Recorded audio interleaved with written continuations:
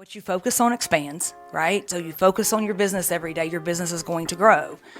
When you're focused on life and drama, that's what's going to grow. So I think going above and beyond for the clients is like always most important. Focusing on the process of helping them, not the paycheck. This is the Uncommon Success Podcast, where we explore topics about success and dive into the stories of leaders who found success along the way. And success isn't easy. It takes some grit, a little bit of luck, and a whole lot of patience. We know that success comes in many shapes and sizes, and we're exploring them all. So get ready for a journey through the remarkable stories of individuals who have faced challenges head on and learned many lessons along the way. From business moguls to artists, educators to industry leaders, entrepreneurs to athletes. If it's an uncommon success story, we'll cover it. The Uncommon Success Podcast. Real stories, real people, real success. This episode is brought to you by DeSoto Physical Therapy. Experience a difference at DeSoto Physical Therapy in Stonewall, Louisiana. Their mission is simple but powerful: to provide exceptional physical therapy care. They empower their patients to achieve their goals, enhance physical function, and live pain-free in a compassionate environment.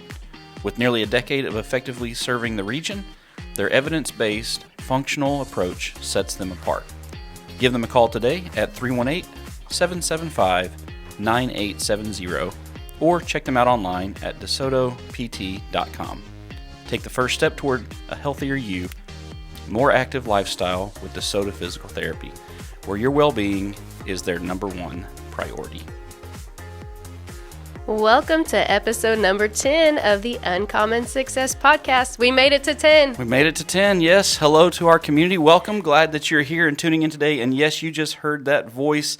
I'm Andy Coates, your host of the Uncommon Success Podcast. And back with me in studio after 5 episodes of vacation time, Brinly Foxall is back in the house. I'm back. I'm so glad to be here. I'm so excited for today's episode. Yeah, so rumor was that you had quit on us, that you got to episode 5 and then you had quit, and that we were just making up excuses and leading on the audience that you were coming back. Absolutely. You know, when the president calls and says, Brinly, you are our only hope, the rest is unfortunately national security. Oh, you can't explain the rest of That's what you were doing, where you were. That's all I can say. That's all you can say. Well, we're glad to have you back and excited to have Brinly back in the studio with us. And, you know, before we continue on too much further into the podcast, I do want to introduce our special guest who's joining us today, Michelle Savage, in the house today. Hi there. Yeah, glad to have you on the podcast. Thanks for having me. Oh, I'm so excited to have you, Michelle. Michelle's the one that found our home a couple years ago, and I've gotten to know you over the last couple years, and it's just been awesome. I'm so glad you're here. Yeah, you know, Brinly, I told her, look, if you're going to come back on the podcast, we need to have a conversation. She said, if we're going to have a conversation, my agent's going to be involved. And I didn't realize she meant her real estate agent had to be part of the conversation. Absolutely. So we're glad to have you today. Well, why don't you tell us a little bit, Brinly, about our guest today? Yes, I would love to. I'm excited. Today, we are thrilled to introduce a remarkable individual whose journey embodies resilience and determination, Michelle Savage. Born and raised in the Arklatex region, she took an unconventional path, bypassing college to dive straight into the workforce. From waiting tables to telemarketing, her career took unexpected turns until a pivotal moment in 2017 changed everything. Faced with great personal loss and introspection, Michelle answered a calling to pursue real estate, despite the criticism and doubt of others. Fast forward to today, and she's become a powerhouse in the industry, selling over $70 million in real estate and earning a prestigious accolades like the 2018 Regional Rookie of the Year and #1 agent in her office for 3 years in a row. Her explosive growth has made her a mega agent in the industry. Michelle's story is a testament to the power of perseverance and faith. She has built a strong personal brand, and we look forward to hearing her story today. Yes, we are. And, you know, I think Brinly only came back because of you. Absolutely, you know, 100%. The fact that we invited you to come join us on the podcast, and Brinly's like, well, I'll be there for that. Oh, yeah, for sure. Well, I'm so excited to hear your story today, Michelle. Give us the breakdown of who you are, your family, and your story. So my husband and I have been married for almost 23 years. We met in high school, dated off and on. We had our only child back in 2002, and he is almost 22 now, which is so crazy to even Yeah. say that. They grow up so fast, don't they? And 2002 doesn't seem like it's that long ago, does it? It's wild. Oh my gosh. So, husband didn't go to college either, and so we just comfortable in life, made things happen, paid the bills on time, put our son through private school. Not that, that's just what we did. But Yeah. Back in 2017, there was just change, like really heavy on my heart. And so Yeah. a friend of mine had mentioned getting in real estate, and everybody around me was like, no, don't do that. You'll never do good. There's so many realtors, and I don't know, it just stayed so heavy. And I would change my mind and say, no, I'm not going to do it. And then God would just lay it heavy again. It was one of those things that you could not ignore. And so I did it. And within 6 weeks of starting, I was licensed. I was in the business. I was working. I was still cleaning houses now. But, sales is hard for people. It's not. Most people don't make it. I think the stats, like 80% of realtors that get in the business quit in the first 2 years. Oh, wow. So you hear that. Everybody's telling you that while you're doing classes and training, and you're thinking, am I going to be one of those 80%, right?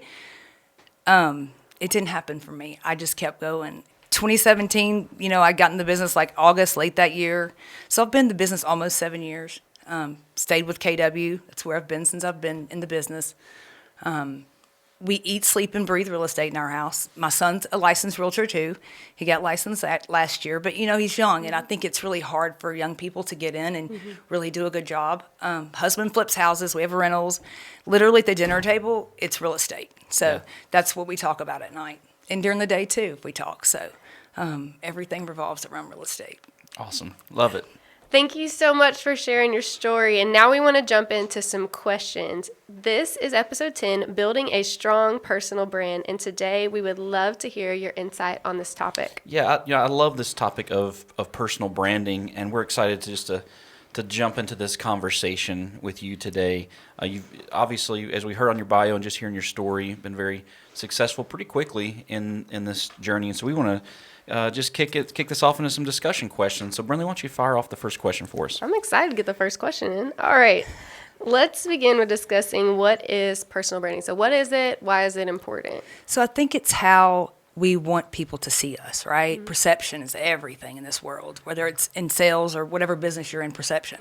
I think how we present ourselves on social media, especially, because that is just like everything today. Yeah. For people that don't have a social media account, it's kind of mind-blowing, because that's where we do all of our networking, you know? It's where we talk to people, and you see what's going on with people, with family you don't talk to every day. So I think that's really, it's how you want people to see you. And I think keeping it positive and keeping it motivating, I think, are a big deal. Yeah, and you've done a great job of building your own personal brand as a real estate agent, which can be very difficult because there's so many agents out there who are all have the same mission, is they want to get out there and help someone find a house, sell a house. So you guys all have ultimately the same mission, but building your own personal brand inside of that where people identify who you are. So we want to talk a little bit about your story. So how has that personal branding played a role in your own career journey? So I'll say this. I can go buy a billboard for $1,000 a month, right? And I'm probably not going to get one call off that billboard. Yeah. But that billboard, what happens is people become familiar with your face. Mm-hmm. And so when they see it there, they see it on social media or wherever, and they see you in the store, they become familiar with you. And so therefore, when they think about real estate, they think of you. And that's the goal at the end of the day. Yeah. You just have to keep a positive reputation. Because that can blow it in a hot second. Yeah. Taking care of clients, that's a big deal too, because word of mouth. Most of my business is referral based. I mean, past clients, they send people to me, their friends, their family, and that's how I'm able to do so much without having to be on the phones for 3 or 4 hours a day just cold calling people. I don't do that. That's not my style, you know? You can hustle it all day long and get a bunch of, but it'd be like day one all over again. Absolutely. You'd be day one real estating versus building that Absolutely. brand and getting the referrals and the recognition. Absolutely. Yeah. And I think that matters. And again, it goes back to keeping it positive, keeping the filth off of Facebook, which I'm not saying my life is filthy, but you know what I'm saying. There's a lot of people that put trash on Facebook. Yeah. And you really can't do that when you're in the sales business. Yeah. I think, again, keeping it positive, keeping it uplifting, those things matter. Yeah. And just showing, hey, perhaps during COVID, everybody was mad because we were still working, right? Telling us to stay home, stay home. But we can't, because we have people out there that are homeless or going to be homeless in 10 days because they've already sold their house and they have to have a house to live in. Or, if military clients moving here from Germany, Yeah. they don't have anywhere to live. So sometimes you can't just stop. Real estate's a 24/7 thing. It just doesn't end, Yeah. And so keeping your brand out there and keeping it positive, I think it's super important. Definitely. That's good. That's so good. So there are so many other real estate agents in the area, maybe even thousands. How do you differentiate yourself from the other agents in such a competitive market? So I think going above and beyond for the clients is like always most important. Focusing on the process of helping them, not the paycheck. I teach that in classes at the office. New Yeah. agents come in and they're so focused on making money to pay the debt, to pay this bill. But you can't be. You have to go out. You have to help the client. And, people are smart. They can smell commission breath from a mile away. Yeah. They know if you're there to help them or just there for a paycheck. Going above and beyond, it matters. Inspections, repairs, helping buyers get through that process. That's a big deal, too. It can be very stressful when you have a home inspector come in. They nitpick the house to death, you know what I mean? Yeah. And you're thinking, oh, my God, everything's wrong with this house. But that's really not the case. And a lot Yeah. of things can be fixed very easily on a home. But, again, it's being with the client, helping them through the process, and to understand that a lot of these things aren't deal breakers, They're just small little fixes that we'll take care of before closing. So I think going above and beyond, I don't have any help. I do this all myself. I don't have a transaction coordinator. So from start to finish, the client only deals with me. They're not dealing with anybody else. And I'm not saying that's a bad thing if somebody does have a transaction coordinator, but that's just not how I operate. I want to Yeah. be involved every step of the way to make sure things get done on time, because, there's timelines and contracts, right? Yeah. So I just want to be there every step of the way to make sure it all gets done before, the deadline. So. Yeah, and a lot of people who are, if you're new into the real estate world, I know my wife and I, we've bought a lot of homes personally, but also a lot of investment properties. And when you do that a lot, it's very easy to, when they come back with an inspection report, you're expecting 10,000 things that doesn't bother you. But for that first person, It is heavy. The weight of that. So It is just heavy. just that small little detail of It is. focusing in on the little small things and going above and beyond. That's very powerful. Well, and just having knowledge of a house, too, I think is important for a realtor. Not bashing any other realtors, but a lot of people don't. A lot of realtors Yeah. don't know what fascia and soffit is. They don't know, Right. they don't know. They just don't know these things. It's not their fault. They just don't know. Yeah. And I think knowing those things and being able to walk around a house and through a house with a client and show them what I see with Yeah. that home, I think it's a good learning experience for them too, Yeah. Moving into a home is great, but you got to learn how to take care of it as well. Yeah. Because otherwise, if you don't take care of it, it's going to become very costly one day Right. when you get ready to sell it. Very costly. You mentioned a few minutes ago a couple of things. You talked about the billboard, but also social media. So in a world that's very quickly shifting to digital, how do you leverage those digital platforms to build your personal brand? So every time I list a house, I will put my website with that listing on Facebook, right? And so, of course, people will go and click on the website just to go look at other houses. But I will say again, it's not like I get direct business from that. Yeah. But it's keeping yourself relevant out there, being familiar to people, that's where it comes. My goal is for people, when they think of real estate, to think of me. Yeah. I mean, y'all, there's 1,300 realtors in our area in Shreveport goodness. Bossier, right? It was like 1,500 last year, but it's dropping tremendously because the Yeah. market has slowed down. Right. But being the first person someone thinks of when they think of real estate is the ultimate goal. Yeah. For any realtor, I think that the website, I run Facebook ads sometimes. When I list a house, I mail out postcards. A lot of people don't believe in direct mail anymore. Well, I'm here to tell you it works. Yeah. So direct mail is a big deal. I do it just sold, just listed. So if I listed, I do them. Just sold, I do them. Do you do a similar thing on the social media, more about just presence? It is. Is that what I you think it is. leverage And it I'll for? tell you a quick story. Last year, back in April, I was diagnosed with high blood pressure. God, at 44 years old, like how does that even happen, right? Yeah. Stress of real estate. Commission-based It sales. really does. Stress of real estate.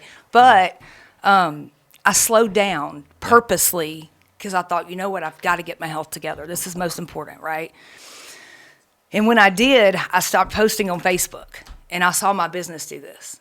Yeah. Do you know what I mean? Yeah. And like I said, I may not get direct business from a post or from my website or from a billboard, but it goes back to being familiar to people. And when, I have a past client that says, hey, you ought to use Michelle Savage. She's great, right? They know the name because they've seen it here, there, and yonder. So it's not like it's a brand new name for them. You know what I mean? And that's what people normally flock to, is a name they've heard before. So A name they trust. a name, a name you can trust. There you go, a name you can trust. So There's your tagline. it is. And let me say this too, Google reviews, y'all. For anybody that has a small business, take advantage of that. I don't know, maybe 3 or 4 years ago, somebody, I think it was Tom Ferry, I heard him say it on a podcast, hey, if you don't have Google My Business set up, you need to get it done. And about 3 of us in our office did it. So I have like 80-something reviews, which to me is a big deal. I'm one person. I'm not a team. And so after each closing, I'll send that link to the client and say, hey, if you take a minute, please, leave me some feedback. It matters. Yeah. So that way when somebody's looking for a realtor in Shreveport Bossier, they type it in on Google, and then, of course, my name comes up shortly after. So that's helpful as well. I do get business from that. That's something I can say that, I probably did 10 deals last year that came from Google. Yeah. So very worth it, in my opinion. And you don't pay for it.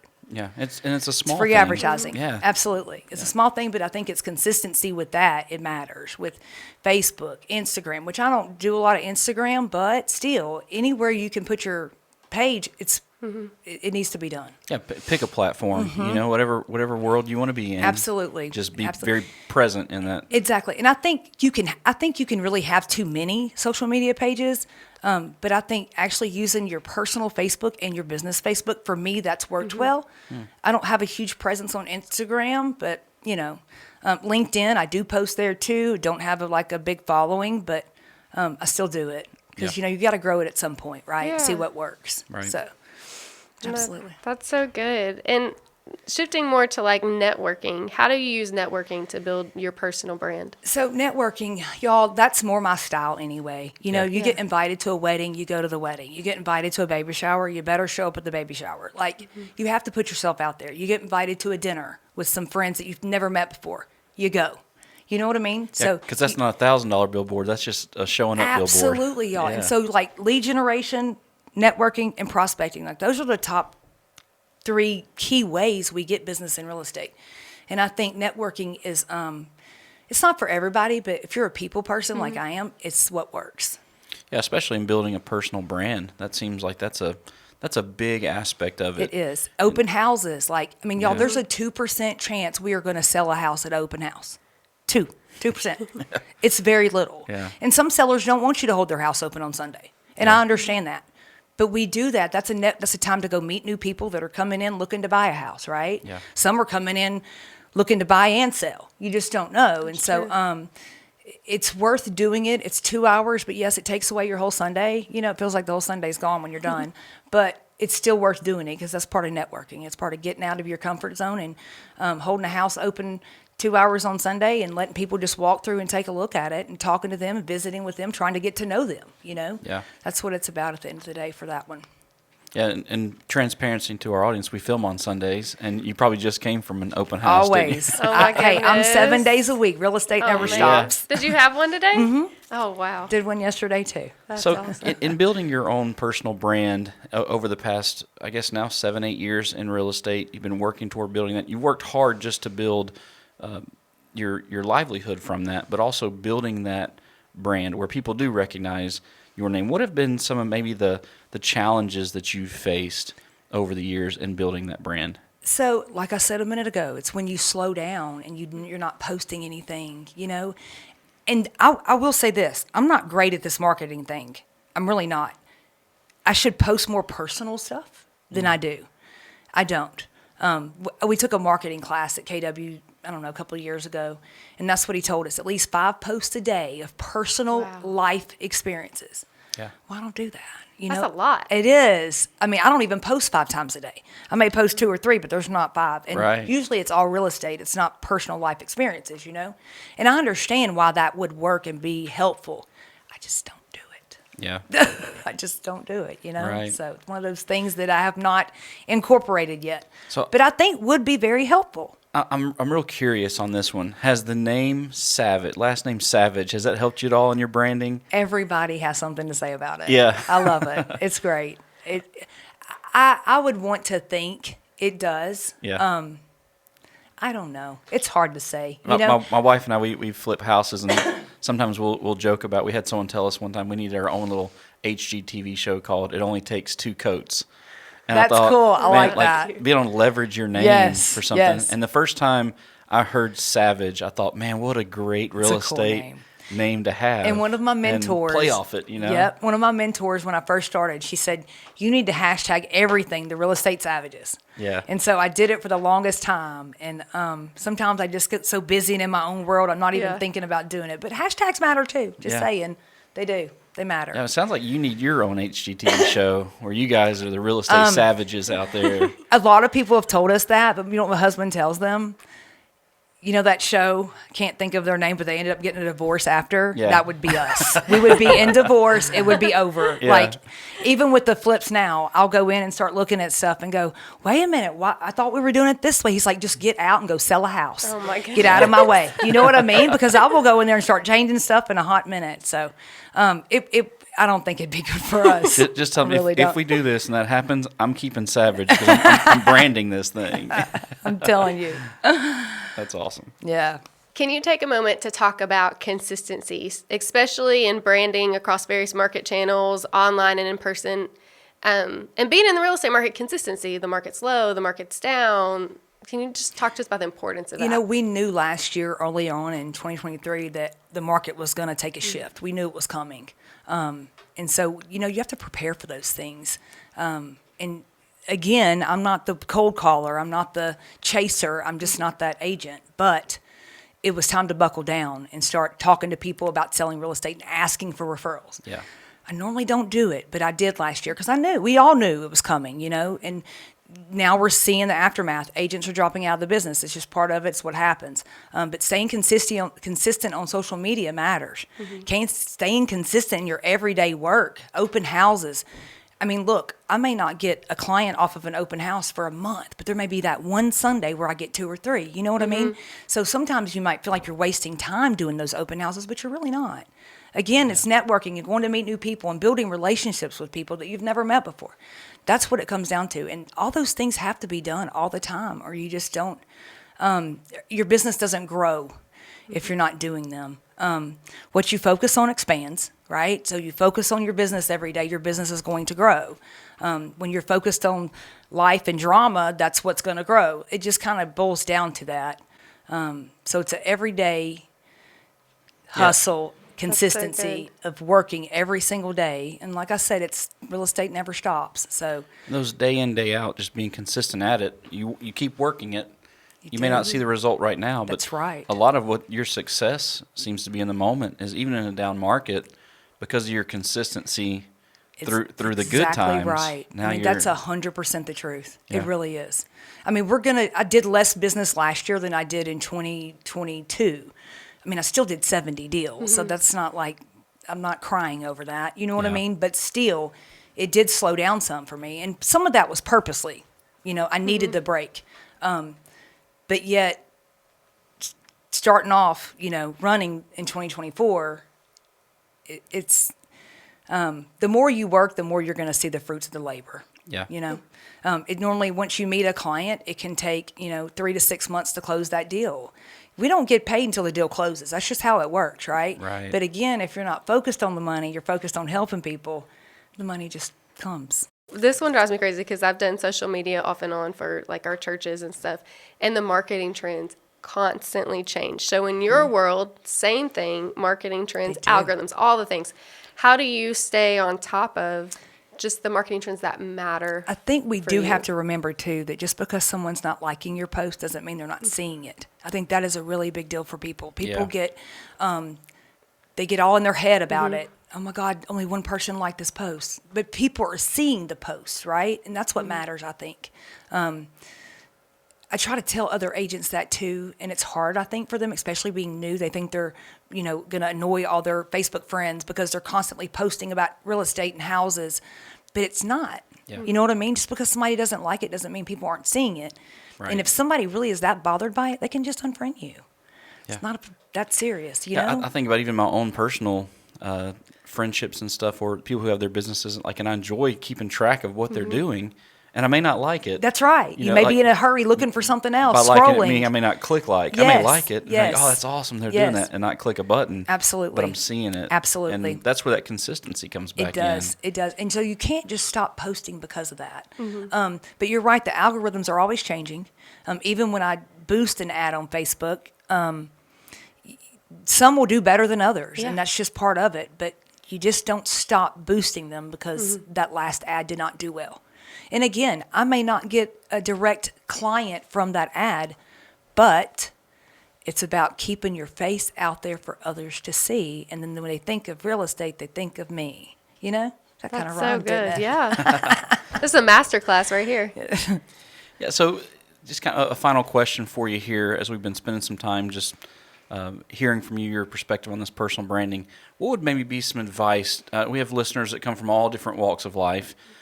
From some that are real estate, but some that are just small business owners, some that are aspiring entrepreneurs, and they're looking to build their own personal brand. What would be some advice maybe you would offer to them if they're trying to establish and grow their own personal brand? What would be some advice you'd give them?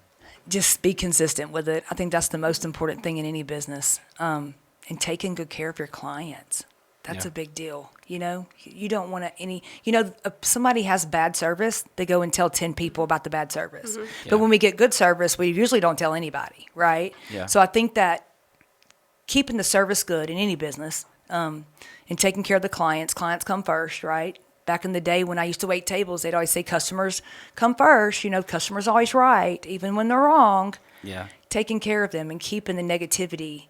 You don't want negative things said about you when you own your own business. You really don't. Yeah. Because it grows. Other people will think of something to say bad too. And so I think that's a big deal too. Consistency. Constantly putting your face out there for other people to see.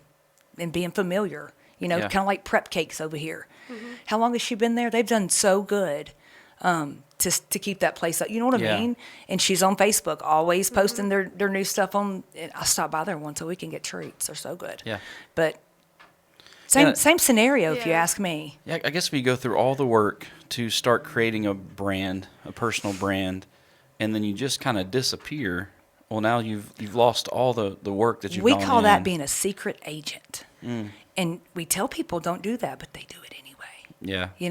You can't. You got to put yourself out there for the criticism and all. And I get criticized sometimes, Right. but I'm okay with that. That one person doesn't make or break me. I guess that's part of it too. It is. is. Like you're going to get the good feedback from Absolutely. folks, and you Absolutely. get the opinions of Absolutely. others. And usually, well, in my experience, the bad has been other agents. It's just what it is. Yeah. So it's Awesome. going to happen. It's just part of life, right? Yeah. Well, I'd love to just maybe some key takeaways from today. What are your thoughts on maybe something that stuck out to you as we were just in some discussion about personal branding? I say just from you, from both of us, some takeaways. Got anything that hits right off the top of the bat? So much. You go first, though. Okay.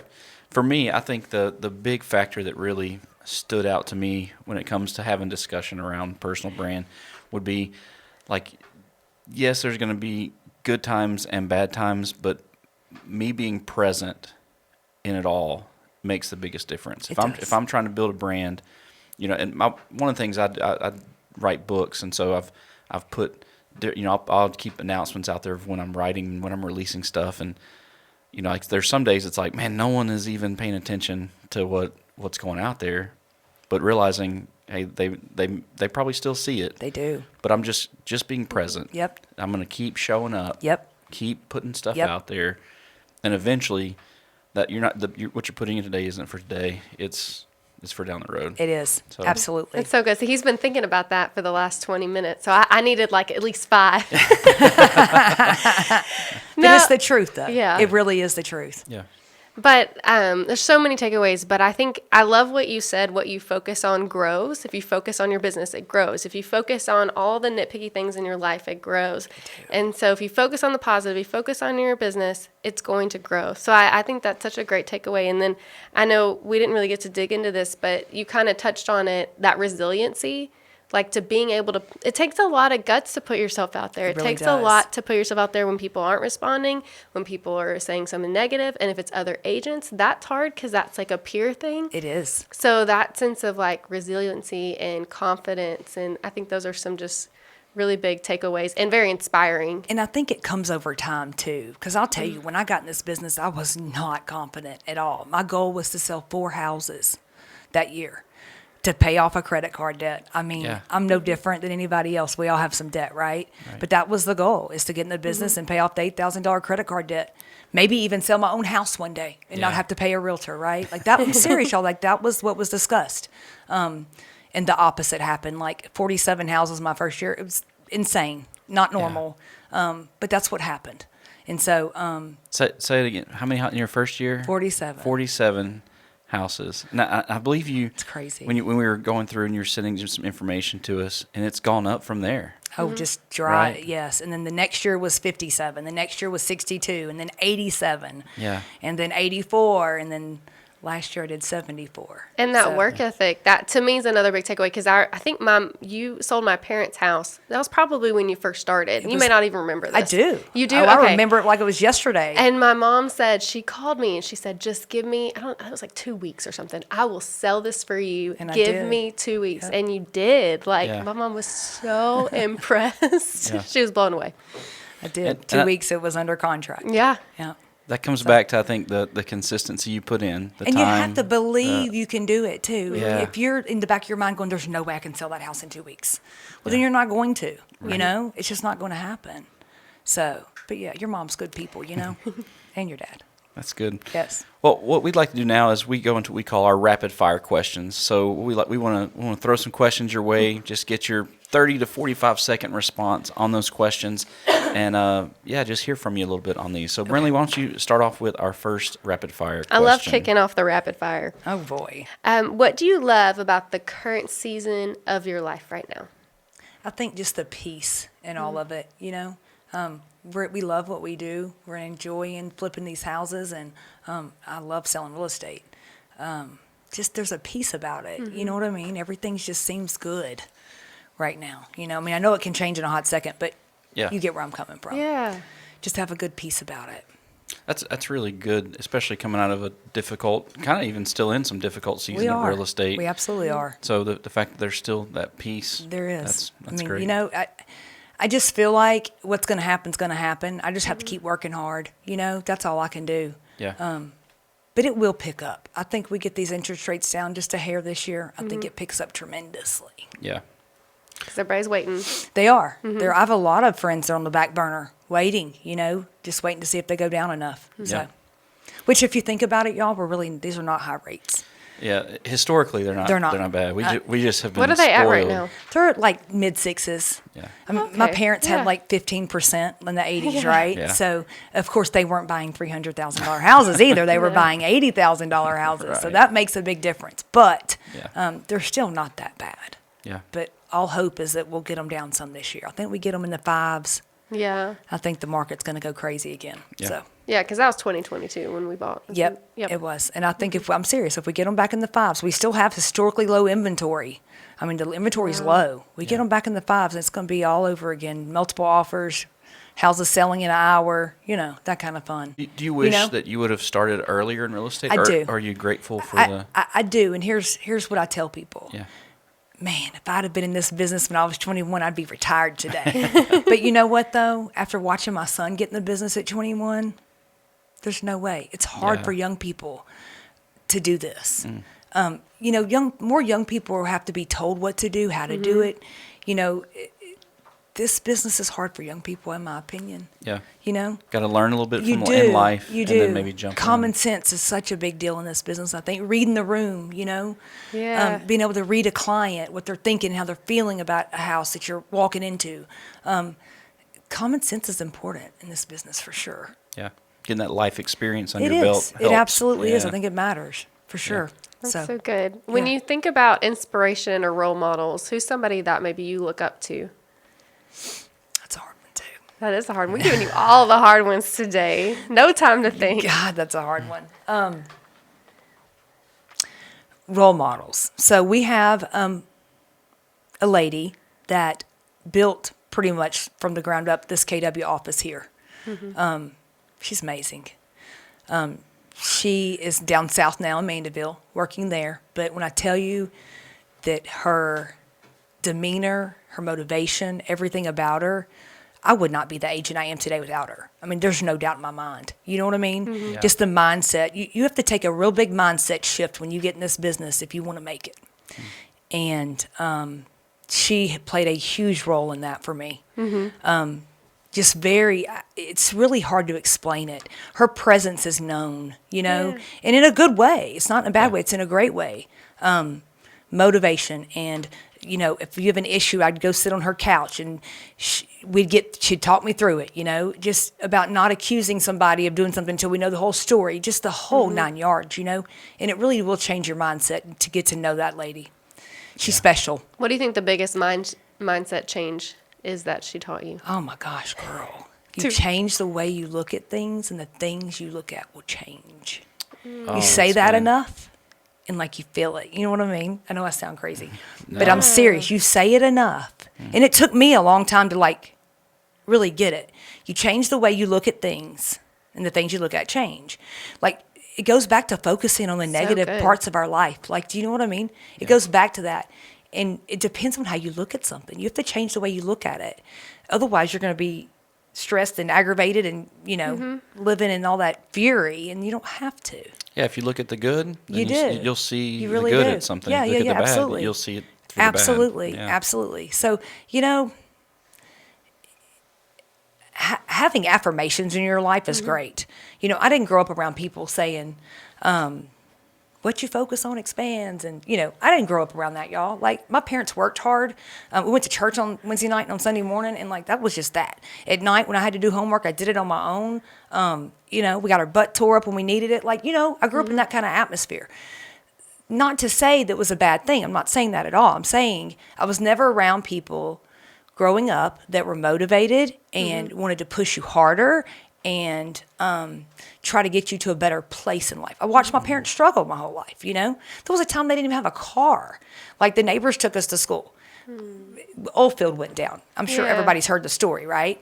But they worked hard, and that's what they taught us was hard work. But again, I think your mindset is so important that so many people miss that. They don't know. You know what I mean? And they think it's stupid to say affirmations in the morning. It's not. It can really change who you are. Yeah. It changed who I was in a hot second. I went from Miss Negativity to Miss Positivity within months. You know what I mean? And I think it matters how you live your life in that aspect. If you're constantly worried about the negative and the bad and focused on all the drama, that's what your life is. You know what I mean? That becomes who you are. And why do that to yourself? You know? One of the things on this podcast, we call it the Uncommon Success Podcast, because we love to hear people's journey of how they achieved what they've achieved and the uncommon success they've found. I love your story that you came, through some difficult seasons of life, and then even working through it, chose a different career path and had to kind of find your way to real estate. And then because of all that journey, it really took off for you.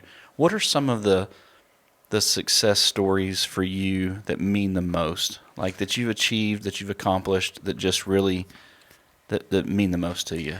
Real estate, for sure, no doubt. Let me tell you, for years after I got in the business, I was just in awe. Shock. I don't deserve this. Why is this happening to me? I felt so undeserving of it. It even makes me emotional now to even talk about it. But it really did, because I never saw that. We were so content where our life was. You know what I mean? Yeah. We were happy with our little house. We didn't need the change. It's just the change was here, And I did it. And then a year in, my husband's able to quit his job at Dr. Reddy's and jump in and start flipping. What? Yeah. Like, how does that even happen? You know what I mean? We never saw ourselves outside of me cleaning houses and him working at Dr. Reddy's. Like, that was our life, and we were good with that. We were content and happy, and Yeah. like, so just to even, and no, money is not everything, but money is good for the good it can do for other people. To be able to go and help people.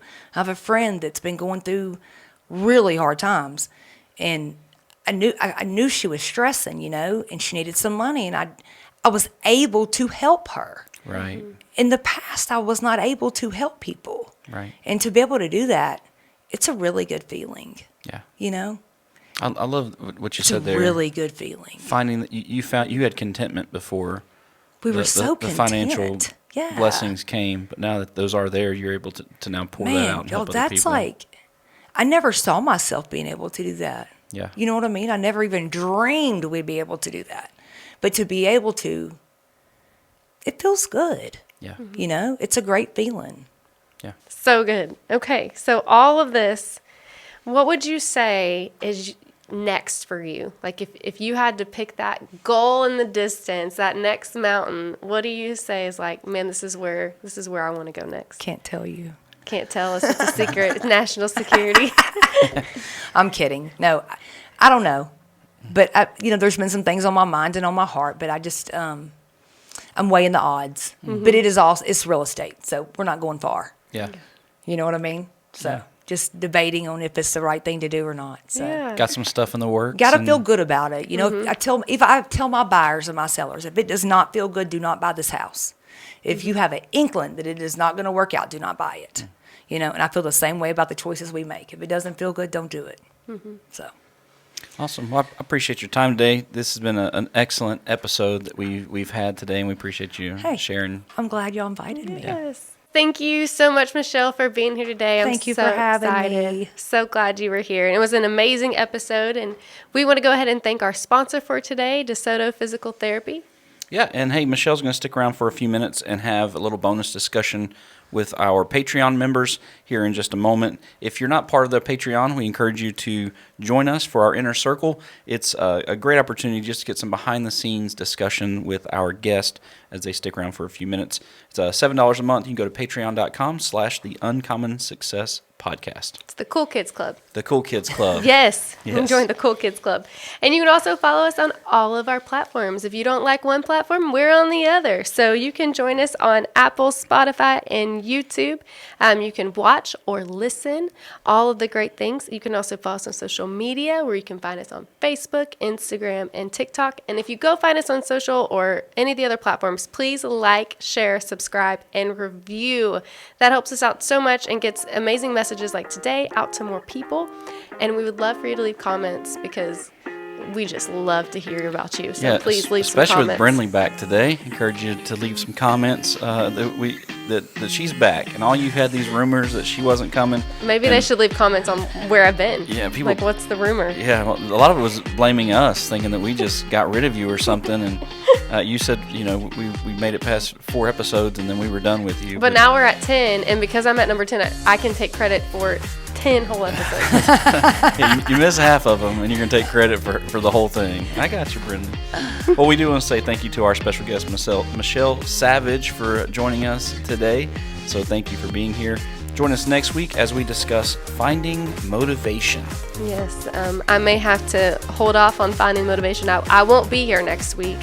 Wait, but what? I'll be cheering on you guys. What do you mean you're not going to be here next week? Well, you know what? That has been a great episode, number 10, that I will take full credit for. And thank you all for listening. Oh, gosh. Okay, well, we did. I hope you have a great week. We did have a good episode, and we'll see you next time. What do you mean you're not going to be here next week? Where are you going to be? It's top secret. Thank you for joining us on the Uncommon Success Podcast, where your commitment to growth fuels our passion to create more content. Special thanks to our executive producer, Jess Camp, and our technical director, Stephen Posey. We're excited about our episode next week and hope you would tune in to join us as we work together to continue our journey towards success. See you next time. Have a great week.